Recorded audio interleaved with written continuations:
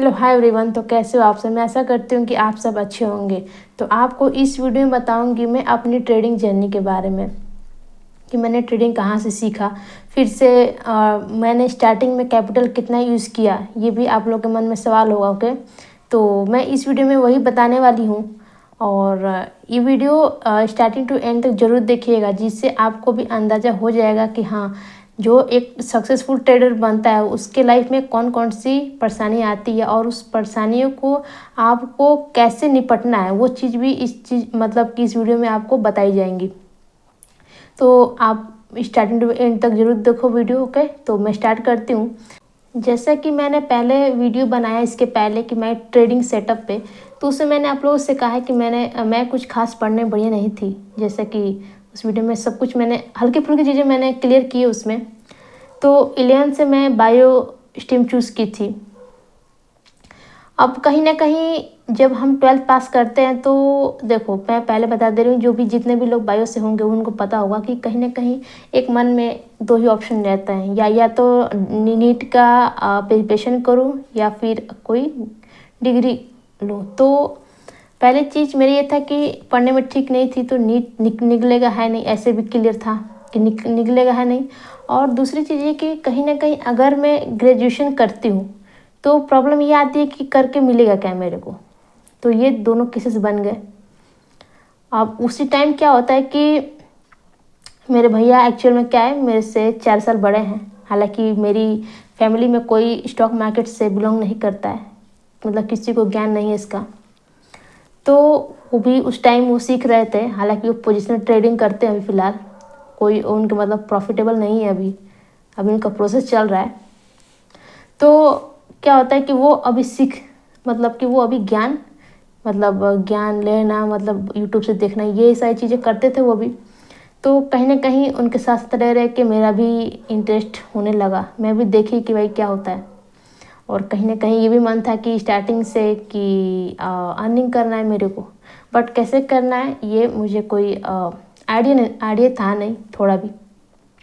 तो मुलाकात होती है मेरे स्टॉक मार्केट से। तो स्टॉक मार्केट्स में मैंने थोड़ी थोड़ी चीज़ें सीखने स्टार्ट कर दी, वीडियो देखना स्टार्ट कर दिया।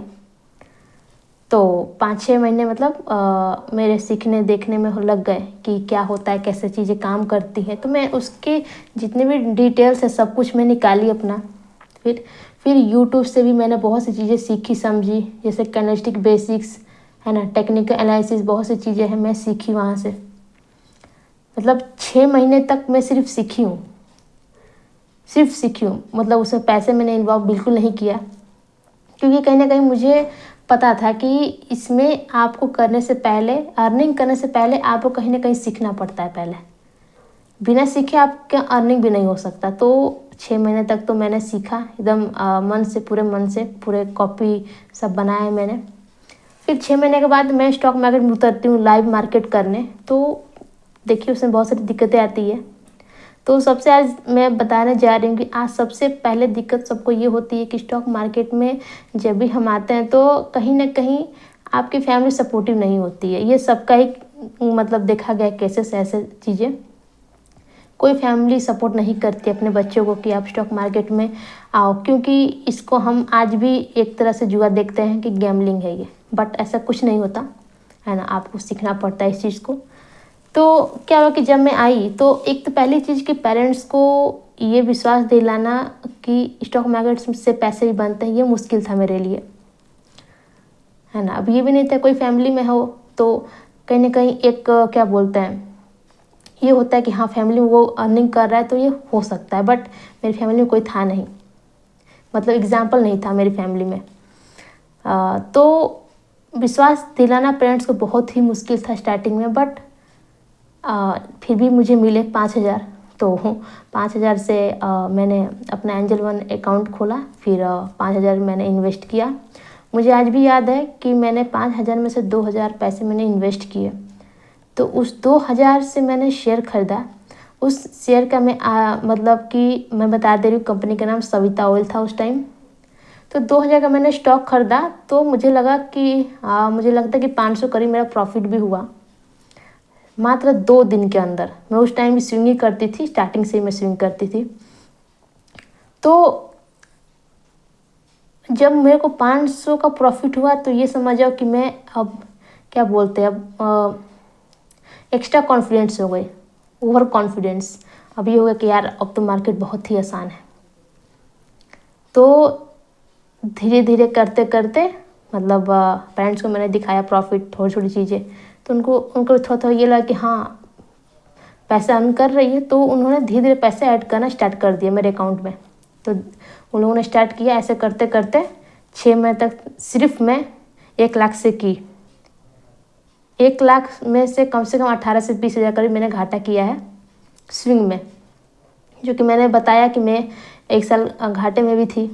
ओके, तो और जब मैं सीख ली ऐसे करते करते, जब मैं घाटा की तो उस टाइम मतलब मेरे माइंड में एक चीज़ था, हाँ मैंने एक काम बढ़िया किया था उस टाइम कि जो भी मैं स्टॉक बाई सेल करती थी ना, उसको मैं ना नोट्स बना के लिखती थी कि मैं यहाँ पे बाइंग कर रही हूँ, ये स्टॉक खरीद रही हूँ, इस स्टॉक को सेल कर रही हूँ, ये चीज़ें मैं देख के मतलब सेल कर रही हूँ, ये मेरा मतलब कि मैंने जो भी टेक्निकल यूज़ किया है मैं उस चीज़ को लिखती थी अपना। तो इस चीज़ को मैंने ध्यान में रखा और फिर मेरे मन में ये डाउट हो कि लॉस तो हो रहा है, तो अब क्या किया जाए। तो मैं उस डायरी को उठाती हूँ और उस डायरी में जितने भी मेरे स्टॉक्स प्रॉफिटेबल थे, मतलब ये जितने भी स्टॉक मुझे प्रॉफिट दिए थे, मैं उसको काउंटिंग करती गई। तो ऐसे करते करते मैं उस पर क्या बोलते हैं आप, पकड़ पाते हो कि हाँ यहाँ से आप, इसमें आपकी गलती है, इसको आपको सुधारना है। तो वो चीज़ें मुझे मिल गई, तो मैं उस चीज़ को सुधार दी। तो मैं ऑटोमेटिक प्रॉफिटेबल में आ गई। हाँ, कैपिटल मेरी अभी कम है, ये दिक्कत चल रही है मेरे को। तो अब देखिए क्या अब आता है पलटफेर। अब ये दिक्कत आती है कि अब कहीं ना कहीं मेरा मन में ये हो गया कि अब पैसा कमाना है मेरे को। तो अब क्या करती हूँ ना, मैं फ्यूचर ट्रेडिंग स्टार्ट कर देती हूँ। तो उस टाइम तक मेरे पास 3 लाख हो गए थे, है ना, 2023 में। 2023 के मुझे लगता है कि अगस्त में, ऐसे मैंने दिखाया है आप लोगों को P&L, आप जाके चेक करो। तो उसमें 1 लाख का मैं घाटा भी की हूँ फ्यूचर ट्रेडिंग में, और मैं क्यों छोड़ी मैंने वही बताया है। तो फ्यूचर ट्रेडिंग में मैं की, अब अंदर से वो हो गया कि यार अब तो मुझे आ गया, अब फ्यूचर ट्रेडिंग में बहुत मैं पैसे कमाऊंगी। तो 1 महीना तो 1 लाख मैंने प्रॉफिट किया, फिर अगले महीने 1.5 लाख का घाटा भी कर दिया। तो ऐसे करते करते मतलब 1 लाख का मेरा टोटल 3 के 4 महीने के अंदर पूरा 1 लाख गायब। तो मैं छोड़ दी, क्योंकि मुझे पता हो चुका कि ये ट्रेडिंग मेरे बस की बात नहीं है। फ्यूचर ट्रेडिंग की बात कर रही हूँ मैं। फिर उसके बाद मैं सिंपल स्टॉक्स में आ गई, अपना इक्विटी करती हूँ। तो बहुत ही मुश्किल कहानी होती है, ठीक है। फैमिली आप लोग को सपोर्टिव नहीं होती है, स्टार्टिंग में बहुत सपोर्टिव नहीं होती है, और विश्वास दिलाना बहुत ही मुश्किल होता है। ओके, फिलहाल तो लड़कों के लिए ये बोनस है, चलो कोई फ्रेंड सपोर्ट कर देगा, लेकिन मैं तो फीमेल थी। बट आप लोग समझ सकते हो कितनी मुझे दिक्कत हो सकती है, हुई थी बहुत अधिक। बट फिर भी धैर्य मैंने रखा और मैंने प्रोसेस पे ध्यान दिया। तो इस तरह मैं कहती हूँ कि पहले जब भी आप सीखो तो कैपिटल नहीं रिक्वायरमेंट है, बट आप सीखो पहले,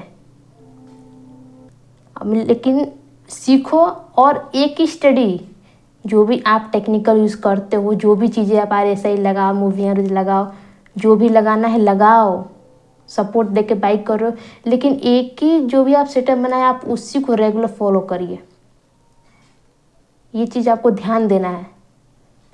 तो ये चीज़ें मुझे अंदाज़ा हुआ, तो फिर आज मैं प्रॉफिटेबल हूँ। जैसे कि आपको पता है कि मैं स्विंग ट्रेडिंग करती हूँ, और अभी फ़िलहाल मेरा 5 लाख का कैपिटल है, और 14% में की हूँ, 70,000 करीब।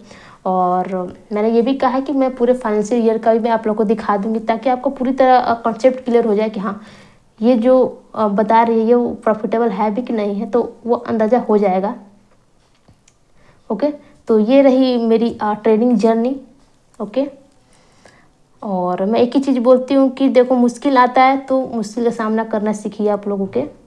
किसी के पास कैपिटल नहीं है, किसी को कोई सपोर्ट करने वाला नहीं है, करने वाला कैसे भी करता है, कोई सपोर्ट करे ना करे वो कोई बड़ी बात नहीं, और ना ही कोई मैटर है ये। ओके, करने वाला कैसे भी करता है, लिख लो मेरी बात।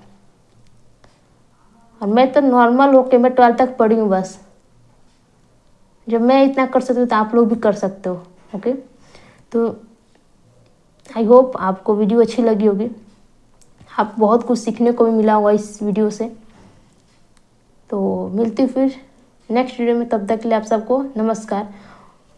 और कमेंट करिएगा, ओके, कमेंट ज़रूर है, बहुत ज़रूरी है कमेंट आप लोग का। उससे मुझे ये अंदाज़ा होता है कि हाँ आप लोगों को वीडियो अच्छी लग भी रही है। ओके, चलिए फिर।